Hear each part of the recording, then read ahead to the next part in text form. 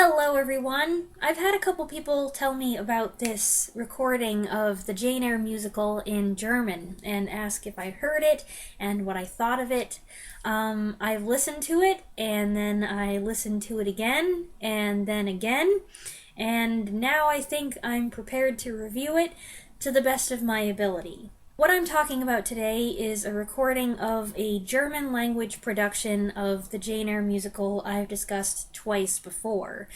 I've previously reviewed the original Broadway cast recording and the Toronto cast recording, which came out before the Broadway one, so we're retreading familiar ground. This musical adaptation of the Victorian novel Jane Eyre by Charlotte Brontë has music and lyrics by Paul Gordon from a book by John Caird. In this version, of course, the lyrics are translated from what Gordon wrote. This first German language production of Jane Eyre premiered in Gmunden, Austria in March 2018 and was produced by Martin Bohm and Ludwig Koss. It's also referred to as the Austrian cast or the original Austria cast 2018, and it stars Elizabeth Sikora as Jane, and I know I'm going to say this wrong, Yngve Gasoy Ramdahl as Rochester.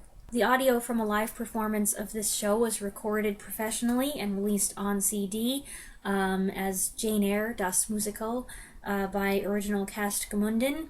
I found it on Spotify under that listing, and so I imagine you can find it on similar services. You can also listen to it as a playlist on YouTube. That's how I heard it the first time, and I've put a link to that playlist in the description. Now, it's in German, so if you don't understand the language, that's a huge hurdle. This review is probably going to appeal to not even a niche audience. It's a niche within a niche within a niche. Jane Eyre fans who also love the musical and also know enough German to understand what's being said and sung. I don't speak German, but I do have a very rudimentary understanding of some German, thanks in large part to all the other German musicals I've listened to. I don't think you can really teach yourself the language just by listening to songs, but I have picked up words and phrases, and over the years, I've probably been a fan of the German musicals that I'm a fan of since I was, well, it's been a long time, I don't even know. And in that time, my ear has become accustomed to how the language is spoken and also what German musical theater vocalists sound like. I should probably mention here that I don't think German is an angry-sounding language. I think that's a connotation that people have gotten from World War II movies. And I love World War II movies, but I do also feel like, to just get an idea of what German sounds like from watching war movies is, you're not getting the full picture. I think German can sound just as beautiful as any other language, and I really do wish that I spoke it. I really enjoy the German musicals that I have listened to the most, Tanz der Vampire and Rebecca, and I try to sing along when I kind of know the words. It's probably awful to listen to for anyone who overhears it, but it's fun for me, even if I do spend a lot of the time struggling to do that R, rolling R thing, because it just doesn't come naturally to me. My mom's great at it. She can do it pretty much on command. She took German in high school, and we have I'll randomly start trying to do it, and then she has to show me up by just doing it like that, and I'm over here like, I don't know why it's so hard for me. I don't know if I just don't have enough saliva back there, or what it is. It's different from how you roll your R's in Spanish. That's more at the front of your mouth, and it's not guttural because it's not down here. It's more Oh boy, I used to know what this was called, but it's more back there. So you're I'm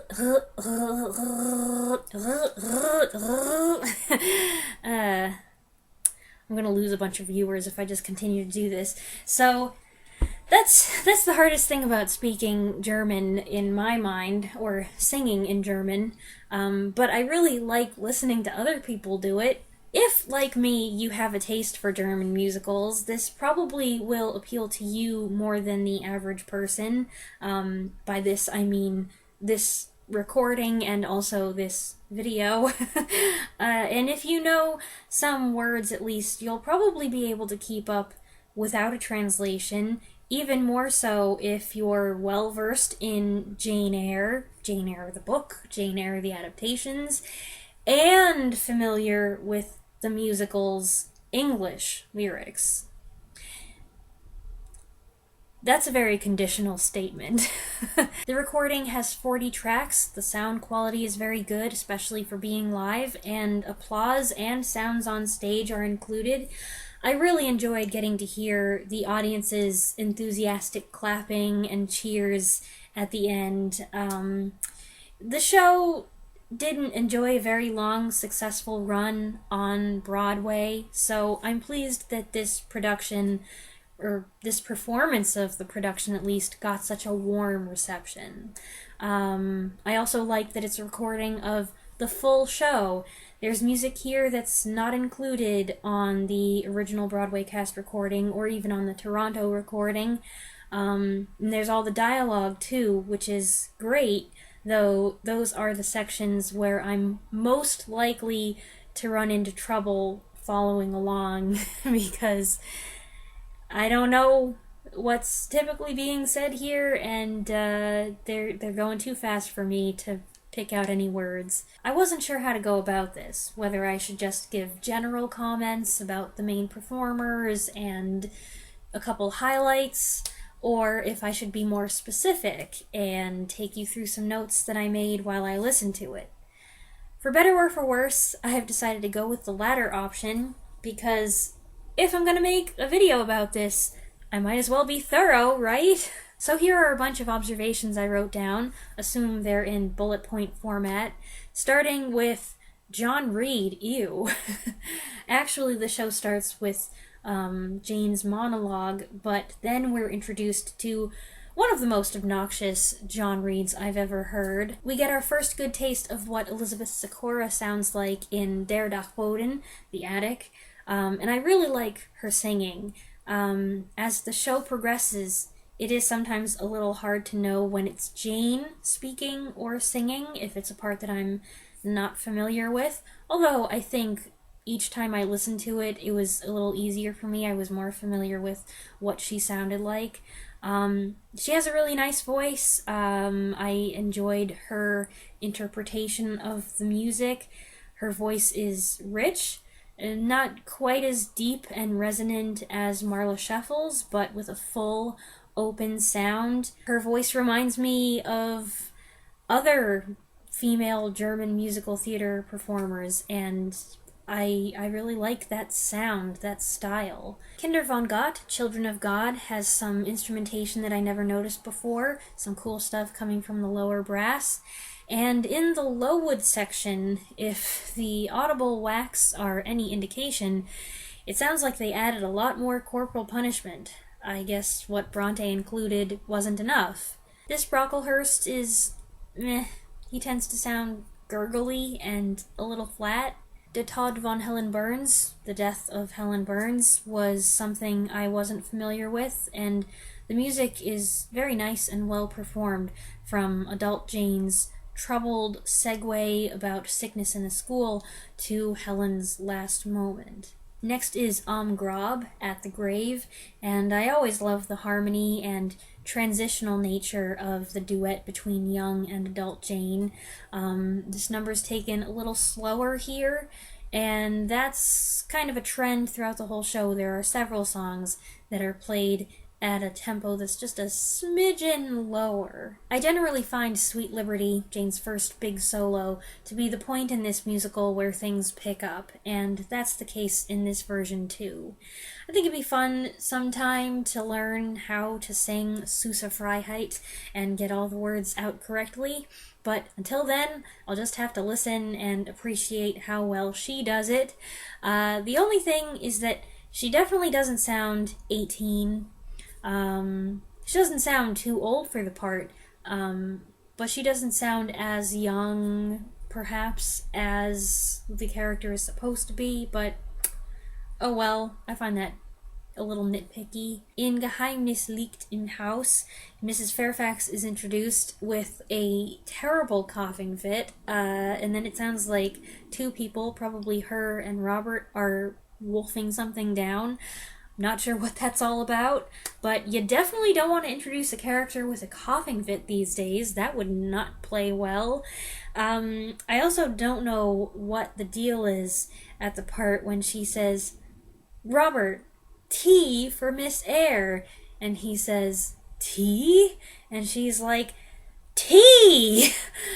I don't know what is going on there. It then launches into Gänzlich erfreut, perfectly nice, with gusto, and it's quite apparent that in this musical, and in this version of the musical especially, Mrs. Fairfax is played for laughs, more than I realized. I was also taken aback by her spit take when Jane says that she thought Thornfield belonged to her. Seen a lot of reactions from Mrs. Fairfax's to that statement, that misunderstanding, but never one so intense. This is the first time I've gotten to hear Jane and Rochester's meeting in Der Verrechte Pfad, the Icy Path. I'm doing the best I can with the German here. This Rochester had to grow on me. He often sounds a little sad, melancholy, tired, which fits, but maybe it's something about this little wavery quality in his voice that makes him sound more mature. His singing is fine. He just sounds like he could be 10 years too old. I don't know. It occurred to me that it sounds like he could play Jane's uncle if he made an appearance. But like I said, he did grow on me, and the more I listen to the recording, the more I feel like, nah, he's fine. Conversely, on the original Broadway cast recording, I think that James Barber sounds 5 to 10 years too young. So it's a very complicated thing trying to cast a Rochester who is convincingly older than Jane, but not so much older that people are going to be icked out. And there's physical appearance, and then there's the voice quality, and I'm just basing my opinion on voice quality, so I don't know. There's a short track that follows their meeting, titled Ein schnell vergangenes Zwischenfall. A quickly past incident is how that's translated. Sung by Jane, which I've never heard before, and is very pretty. There's a moment in their first conversation in Der Herr ist zurück, the master is back, where you hear laughter in the audience. I think that's in response to the "You study me, Miss Eyre, do you find me handsome? No, sir" exchange. I had to listen to it about a dozen times to figure out that was what he must have said. I think the last word in his line is attractif. He laughs heartily in response, and that's charming.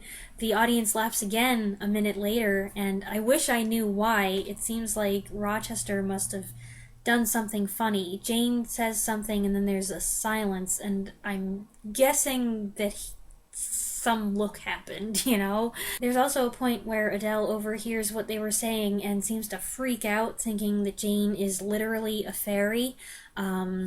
That was unexpected. I think the girl playing Adele sounds a little old for the role sometimes, though I can't really tell how old she is. There's a part called Adele's Melodrama, in which she seems to be putting on a little performance. Rochester snaps at her for something, and she throws a little fit, It's not exactly a pleasant track to listen to. If there was one in the whole recording that I was going to tell you, you can skip that, that's the one. It's noisy. I said I felt Rochester took some getting used to. About halfway through So Gut wie es hier, As Good as You, was when I felt I was starting to warm up to his vocals. It's fun to hear the whole fire scene in Das Feuer, and at the beginning of that track, whatever Jane's singing has the same melody as painting her portrait. So that's interesting. It's always cool to hear, if you are used to listening to a highlights recording, it's fun to hear the whole show and realize, this musical motif actually made its first appearance over here, and then it shows up over here. This track also has the first appearance of the voice. There's a smooth segue from Das Feuer into In meinem tiefsten Herz, which is Secret Soul, which for me is the big turning point of this musical. Whenever I listen to any of the Jane Eyre musical recordings, I feel like I'm not fully invested until we get to this point. And then from here onward, I'm totally engaged. I really enjoy this rendition of the duet too. The tempo is a mite slower, which allows those notes to really stretch. And then when it does become a duet, when Rochester comes in, it's just as big and beautiful and dramatic as I'm always hoping it will be. The next thing that happens is that Jane talks to Grace Poole the morning after, and she's kind of a chatterbox, so different from the taciturn Grace Pooles of some other adaptations. Die Crème de la Crème heralds the guest's arrival, and that is melodically the same as Slip of a Girl, which will show up later. We hear Blanche Ingram's solo, The Finer Things, in Des Lebensglanz, and I don't know about this performance. To me, The Finer Things is supposed to be very showy and lofty, with, all the bells and whistles of a soprano who thinks she's all that. And I felt like she was straining to hit some of the notes. I felt like it was not as effortless as it was supposed to be. Now, you could interpret that as an intentional thing that, it's showing that Blanche is trying too hard, that she's overreaching, that she isn't as awesome as she thinks she is. But from a listener's perspective, I definitely didn't find this as pleasant to listen to as the version on the original Broadway cast recording, which I do enjoy listening to and squeaking along with, even though it is Blanche's song. Mason shows up, interrupting a big party number in which I presume the guests were dancing. Rochester is clearly surprised and shaken to see him, but of course Jane is the only one who notices and asks if he's okay. What follows is a pretty emotional section from Rochester. It's nice to hear the dialogue that comes before Sirenen erupts. After Jane sweetly sings that she'd stand by Rochester if everyone else turned their backs on him, they're interrupted by Robert, the servant, whose sole purpose in this show, I think, is to interrupt and get in the way. And there are no other servants mentioned that I can tell. It's just, Mrs. Fairfax, Grace Poole, and Robert. She says goodnight. Rochester says goodnight, my friend. And then there's a pause. I assume she walks away, and he lets out a passionate, my Jane. And then, boom! Sirens. The tempo is bumped up just a little bit. We're not galloping away here. It's not like da-da-da-da-da-da-da-da. It's not like that. But the faster tempo plus the natural frantic quality of the German gives it a greater sense of urgency that I really like. This is a rare instance where they do a song faster than it was on the original Broadway cast recording, and it's great.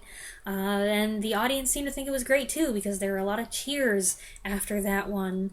I should probably point out that I don't know where the intermission falls in this show. I suppose it could be here. The next part has the attack on Mason, and I was surprised to hear that the Sirens melody plays again throughout this section, sung mainly by Mason. The conversation that follows, where Rochester talks about marrying Blanche, gets very heated, more so than it typically does in the films.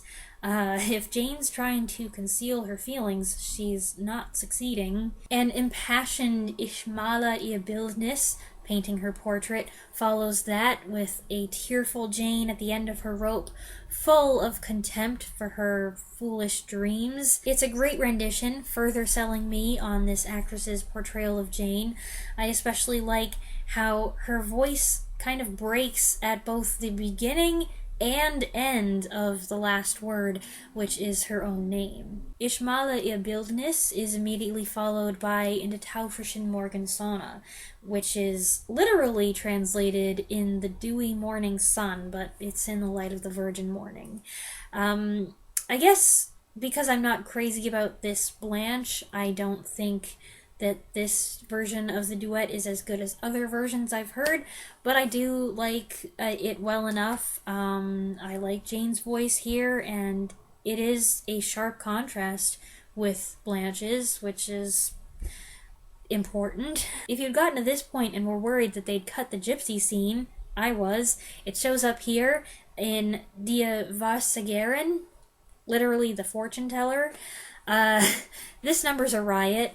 There are some interesting emphases in the instrumentation. There's more bass, more noticeable classical guitar, plus one of those shaker things. But it's what Rochester's doing with his voice that takes the cake. Between the falsetto and the howled, oh! I can't even do it. He sounds hilarious. He sounds like an old cat in a cartoon. A cat that's being run over. The reveal is very drawn out, and while the audience claps, Rochester has himself a good long laugh. Robert the servant comes in and tells them something about the Ingrams, probably that they've left, and then Rochester asks Jane to walk with him in the garden. So they did some plot shuffling. Mason comes and goes, and then the gypsy comes, and then on the heels of that, the proposal happens. Or, as it's titled here, Ich seh den Himmel. At 3 minutes in, it sure sounds like he's smiling as he sings, and Jane laughs, and I have to wonder, did he pick her up and swing her around, or what? I don't know, but it sure sounds cute. I think the song A Slip of a Girl, Vermessenes Kind, works especially well in German. Mrs. Fairfax is supposed to be borderline apoplectic here, and with all those syllables and consonants to spit out, it complements her reaction perfectly. This is also a good reminder that while they have made Mrs. Fairfax kind of the clown in the play, she does serve up some wisdom and frank realities. And then I have to laugh when she makes fun of Jane calling Mr. Rochester Edward! Next up is Hochzeit, the wedding, mostly spoken dialogue in that part, of course, and then it's followed by Nicht einfach, which is Rochester telling his story. The only thing about this was I wasn't sure if this was happening in Bertha's chamber, when he drags everybody up there to meet her, or if this was taking place right outside Jane's bedroom door, because he does suddenly address her alone, but it didn't seem like there was enough time for that transition to happen, but could be. I don't know. It's immediately followed by Fort von hier, which translates to away from here, but it's Siren's reprise, and what do you know? I love it. This is one of my favorite parts of the whole show. I've mentioned that before. Jane is very emotional and breathy here, but then certain sustained notes are so clear and strong. It sounds great. I like the slightly slower tempo as well, which gives the orchestra more room to shine. The dialogue that follows, where they're both crying and soggy, is kind of gross to listen to. I wish they turned the mics down a smidgen, or wish they were placed a little differently so it wasn't so mucusy. It's short though, and then it immediately goes into Led Vol mein Engel, which is Farewell Good Angel, which is also great, another favorite number. I think that the German lyrics work well with the slightly slower tempo. There's a lot of words to fit in there, a lot of words and a lot of emotion. I spent way too long trying to figure out if it was a bass guitar playing the bass line, but I do enjoy it when a rendition of something I'm familiar with gives me a new appreciation for some little aspect in the background like that. I don't think I like this version of Farewell Good Angel as much as Anthony Crivello's from the Toronto recording, but it's really good. I always forget about the song Rain, but it's very pretty, sung here by young Jane, I think. I don't believe that it's Helen. I think it's young Jane. I was surprised to hear Jane tell St. John Rivers when they first meet that Mrs. Reed is meine Tante. She identifies herself right away, but this next part is Zurück in Gateshead / Der Tod von Mrs. Reed, and that's another plot point that they moved around, following in the footsteps of the 1944 adaptation, and St. John is there acting in the capacity of executor of the estate, I guess, kind of like in the 1996 adaptation. So I guess that's why they didn't need Jane to try to disguise herself. They skipped that whole thing. I learned that Jane sings a reprise of Forgiveness, Helen's song, while Mrs. Reed tells her about her uncle and comes clean about all the things that she did. I liked this. I didn't know that this is something that happened, but I like that it shows the lesson learned. It brings the whole thing full circle. Forgiveness is one of the earliest numbers, and while Helen sings it, young Jane is like, no, why should I forgive the people who've done me wrong, including her aunt? And here she is learning that her aunt was even worse to her than she realized, and she is forgiving her, and that is one of the main themes of the story. Next comes Die Stimme in der Heide, literally the voice in the heath, which is St. John's proposal. I love the big build-up starting around a minute and 30 seconds in. It's huge. It's the same melody as in Meinem tiefsten Herz, Secret Soul.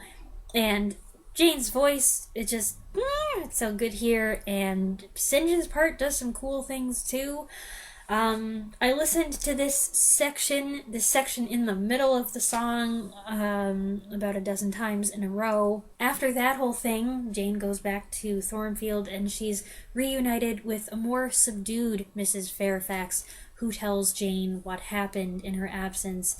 It's Mason who does that on the original Broadway cast, and I think that changing it to Mrs. Fairfax makes more sense. The ending, the final reunion, is really nice. The notes are soft and pretty, and then the harmonies make a lovely blend.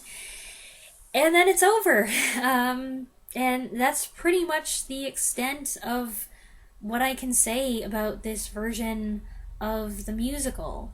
I wish I knew more about the dialogue. I would like to know how much banter there is, because I do find the banter, the wit, the exchanges between Jane and Rochester to be very important to their relationship, demonstrating just what a perfect fit they are for each other, and how they are intellectual equals, and they complement each other, they make each other happy. I don't really get much of a feel for that in this. There are a couple of moments, but since I can't understand what they're saying, I'm kind of fumbling around in the dark. So I started out a little on the fence with this, but it did not take long before I started to enjoy it, and now I've listened to the whole thing 3 or 4 times, and I will absolutely continue to revisit it, and I hope that you'll check out the recording if it interests you. It is a pity that we apparently don't have any video of the performance, so we can't listen and watch, but I'll take what I can get. And there is a video for a video trailer for the production on YouTube. It's short, but it does give you at least some idea of what the production looked like.